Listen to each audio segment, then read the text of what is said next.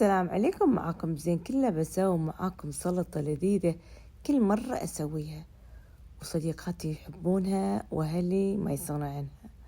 أول شيء أحط زيت زيتون مع شوية زيت ذرة، وعندي خبز مقطع أحمسه معاه لين يتغير لونه، أضيف عليه زعتر. عندي هنا جرجير وذرة وجبنة الماعز أقطعها، اللي هذه هي صورتها، وفي أنواع ثانية.